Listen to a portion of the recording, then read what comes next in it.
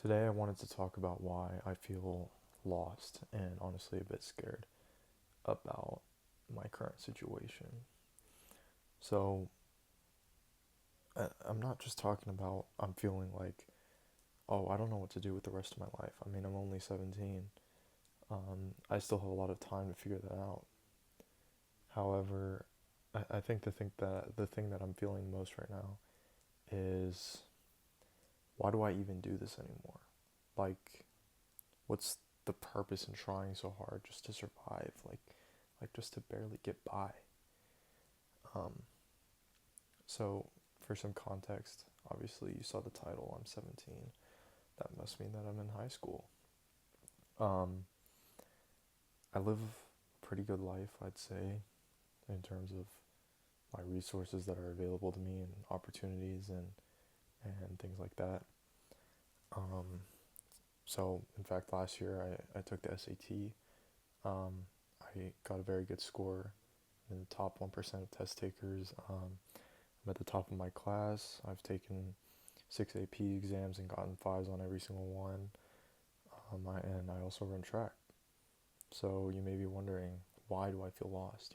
If I were to just keep up with what I'm doing now, I could go to college and work hard in college and then marry and settle down, have a good life, have a family, whatever, yada yada yada, and just live a typical life, right? Um, but and so I think maybe I should explain why I feel lost right now. And perhaps more importantly, I want to receive advice and I want to get help because I think I really need it. So, after thinking for some time, I think there are two main things that I want to focus on. Two main drivers of why I feel so. I truly feel like lost at sea. Like I don't know where to go. I don't know where I'm at. I don't know where to go. I don't know what the destination is. I can't figure out what journey I'm on. So I want to talk about school, my love for running and track and field, and my love for coding and doing other things that I consider to be fun, sort of hobbies, if you will. And then those would be the things that I think life is worth living for, right? Like um, drawing and coding and creating cool things. I think that's something that's valuable to society and valuable to your worth as a human. But anyway, so first I want to talk about track and field. So my love for track began in my freshman year. A friend actually got me into it after I failed at my high school basketball team's tryout. I don't even know why I tried out. I was really bad. But unlike basketball, I found myself very naturally good at sprinting. Um, and it really, really made me feel free, like feeling the wind hit my face and running fast. It really made me feel free. And also, I apologize for my breathing because it's hard to breathe in this brace, which I will explain later on. But it provided me with a way to sort of unwind after a long day at school, sitting in a chair about things that honestly I didn't really care about. But anyway, long story short, with track and field, the last meet of my freshman year was actually district meet, and I ran on the JV 4x4, so very late at night, lots of screaming, lots of adrenaline, and I ended up running a 51 split for my team, and um, getting us from, I think it was like 5th place to 2nd place, so I had some short glory as the school's fastest freshman. So of course that was some validation, and I loved track even more after that. Um, then fast forward a month, I joined a summer track team, of course, because I wanted to improve so that I could join the varsity team the following year, my sophomore year. That would have been a big leap in my track career. And so I worked my butt off, basically. I trained twice a day, once on the track and once in the weight room. And I slept a lot. I ate good food. I did everything right, or so it seemed. And after a good 3 weeks of this, I got injured. I still remember running. It was in the rain. I hadn't stretched properly, and my lower back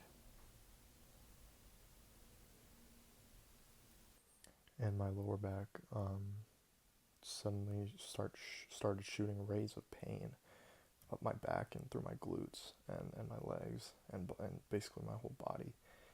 It hurt. It hurt a lot. So I got it checked out, and turns out that at the ripe age of 15, I had stress fractures running down my vertebrae in my lower back. So this didn't cause a huge amount of pain. It just mostly caused a lot of discomfort. Um, and of course, it prevented me from doing something that I really, really loved, which was running.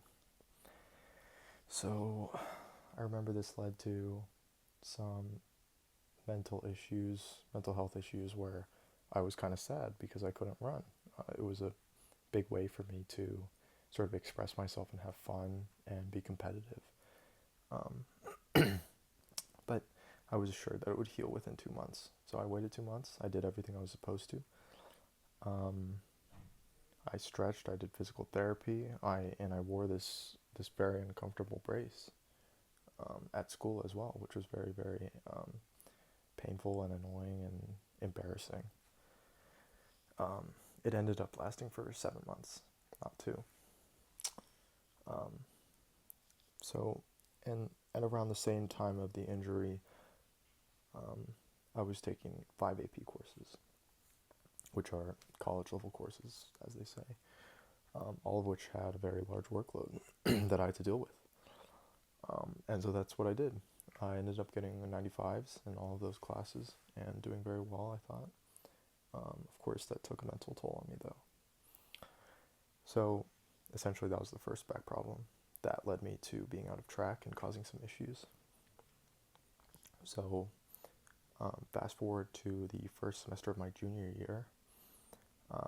Finally, I could run without any major pain, even though the pain was never fully gone. It's sort of like a constant reminder that my back would always hold me back. No pun intended, but it would always, prevent me from being great at the thing that I love to do. And so I ignored it, and I trained anyway, and I trained my butt off again, and I managed to run that same 51 in about 9 to 10 weeks of training after being on my butt for 2 years, basically straight. So, of course, at the beginning it was very painful. I was running like horrible times, like 55, 56, with barely any training though. And so I worked hard, and I got it back down to a 51. And so for some perspective, the Ivy League recruits athletes that can run a 49, and I've seen so many athletes that run like 50s, high 49s that also get recruited.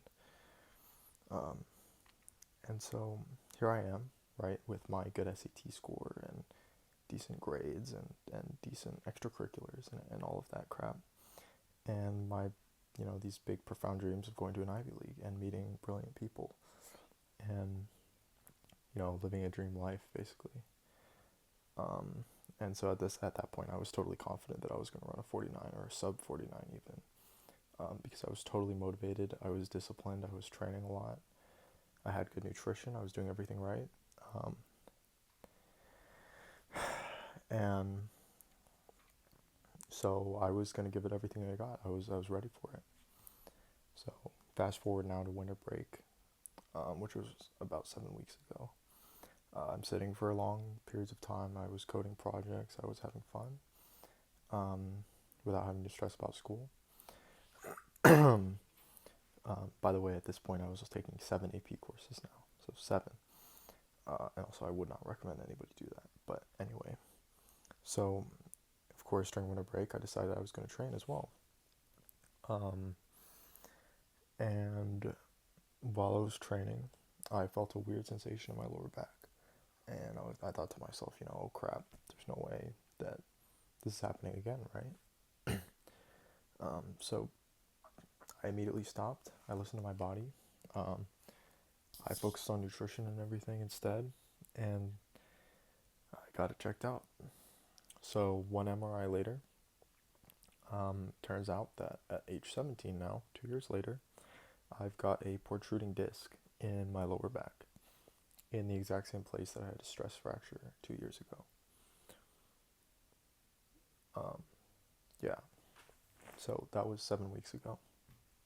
Now it's February, and it hurts more than it ever has before. It hurts so bad that even just existing hurts. Like sitting down right now is painful, even with this brace on. So I've been going to physical therapy for 7 weeks. I've been desperately trying to recover. I sleep 8 hours a night. I eat good food. I take supplements. I do things that are supposed to help me out. I tried getting back into training a week ago, and my body told me not to. So I listened. And so here I am today, in immense physical pain. It never ends, and I'm not exaggerating that. It's painful, and it's like a dull ache, and sometimes it shoots up pain throughout my back.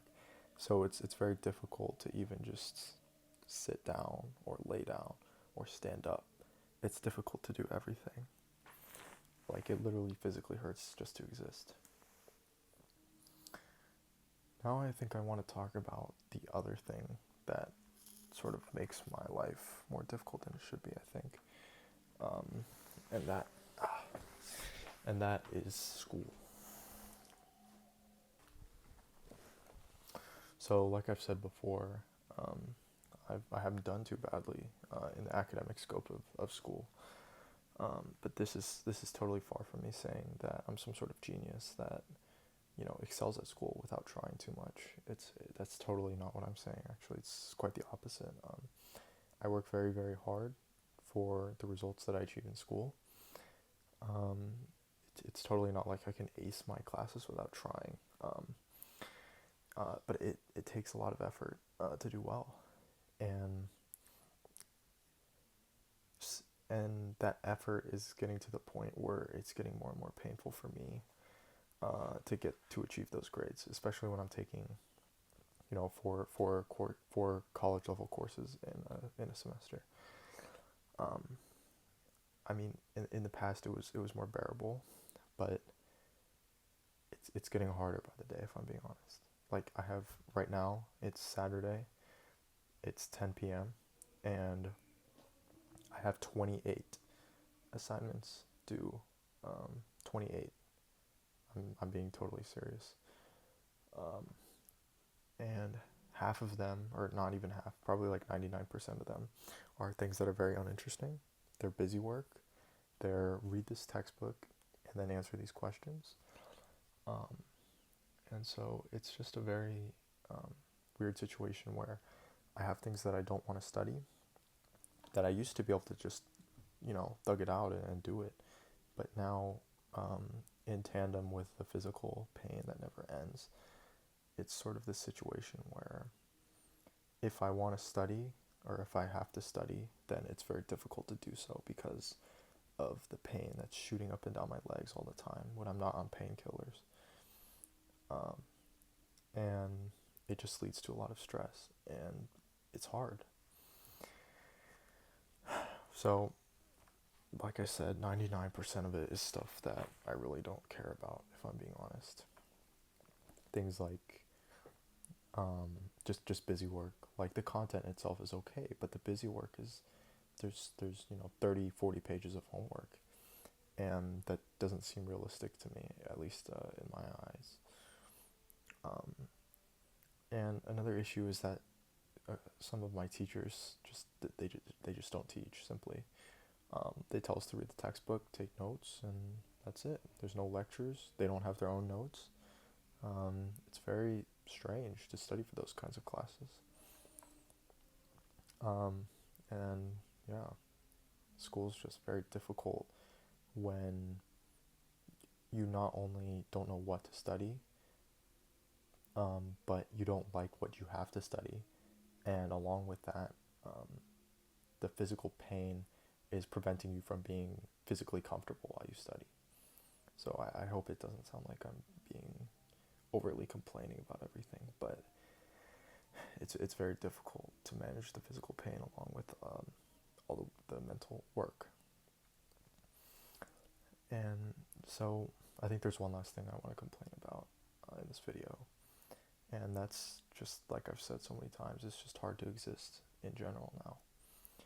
I can't enjoy studying because it hurts both physically in that my back is in pain all the time, and mentally in that I'm unengaged with the material that's being taught. Um, it's just so much busy work that prevents me from doing what I love, which is coding, going out in nature, and just to sleeping to escape my life, if you can call it that. And even with the nature aspect, I love nature. I think it's one of my favorite things in the world. Um, and yet I'm surrounded by urban sprawl, and there's not a mountain for probably 2,000 miles from my house. So, or not 2,000, maybe like 500 miles. But all the time, I exist in pain one way or another. And it's getting harder and harder to live like this. Um, and I've thought long and hard over the years. I've always been sort of a more like a person who thinks too much, which I think is a bad thing. Um, and I'd ask my friends and my family, what's the point of all this? What's the point of living, right? My friends would say, oh, it's just to have fun. Or perhaps they'd tell me that they don't really think about that. And then I'd ask my parents, who said that the point of life is just to live, right? To survive and to enjoy those happy moments that come every so often, those precious moments, right? But I found that those moments are just so extremely rare.